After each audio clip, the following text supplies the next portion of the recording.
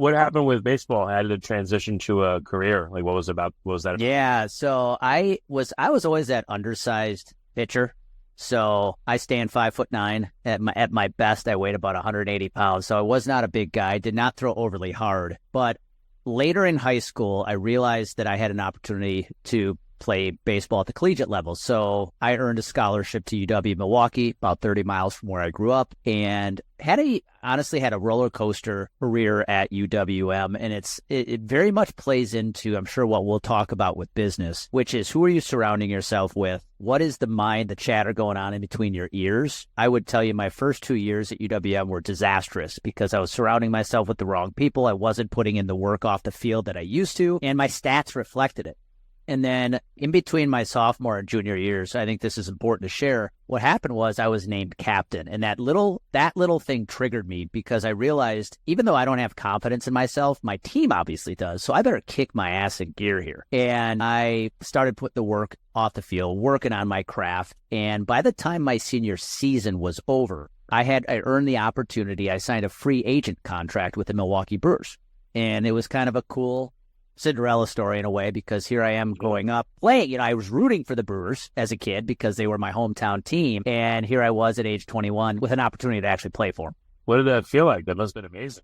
Yes and no, because guess what? The mindset chatter came back. People ask me all the time about my pro baseball career, and I was very fortunate to be able to play at that level. Now, to be clear, I didn't make it to the big leagues. I was in the minor league system. But if you were to ask me, Richard, what defined my 2 years, I will tell you it was 3 fears: the fear of comparison, the fear of judgment, and the fear of failure. So when you're playing minor league baseball, you are constantly being compared to your teammates, so it's easy to compare yourself. What's unique about minor league baseball is you're actually competing with your own team because everybody is trying to get promoted. So you are competing against all the other pitchers on your staff. You're judged every day by scouts, and you're judged literally by stats. And then for me being a free agent, I knew today if I screw up, it could be my last day. So you have that fear of perfection, that have to be perfect. And I will tell you those 3 things were very much an influence in my pro baseball career. It's why it lasted a lot shorter than it probably should have. All right, interesting. So when you were made captain, then all of a sudden you're like, all right, I'm responsible for these other people on my team. So it upped your work ethic. You dove in, you did the work, as you said, right? Yeah, absolutely. I it's a good message for an entrepreneur. If you're not willing to put in the work, you're not going to grow a business. And I had to have that talk with myself back between my sophomore and junior years at UWM that said, hey, man, if you have any dreams of possibly playing beyond college, this is all on you. You have got to take 100% accountability for your results. And it is going to come through all the work you are willing to put off the field when no one is watching. And that included, when my buddies wanted to go out and grab a beer on Thursday night, I'm in the gym. And I think it's those things you have to do. I still say it today when people ask, what's helped you have success in business, Andy? It's the work you put off the field. I think any entrepreneur who's had success growing his or her business would agree with that statement. It is all those hours when no one's watching.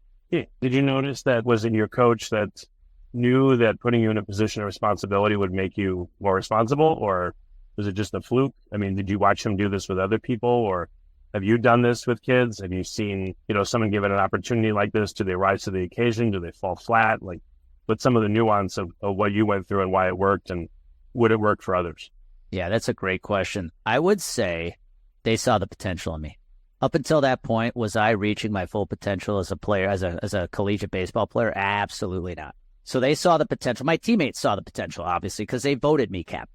And I think seeing somebody realize I had the potential, it's probably why I was so blessed to grow up with my dad in my house as a coach, because he constantly instilled that potential in me.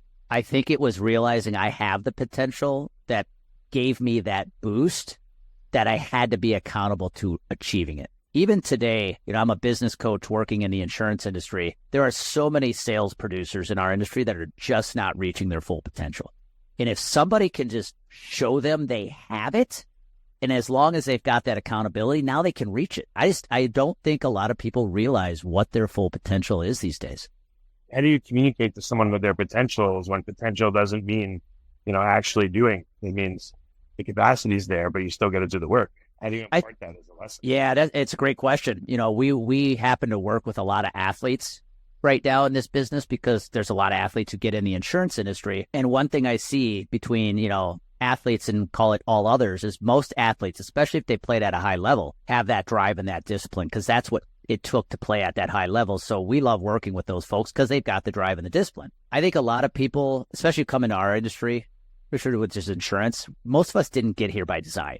And I think a lot of people come in not knowing what their potential is. They just know there's potential to make money. And my job, I view my job as a coach to help them realize how much more they can be doing. I don't know if you've heard of David Goggins, right? I've heard Goggins talk about this. When we think we hit our capacity, we're like 40% of the way there.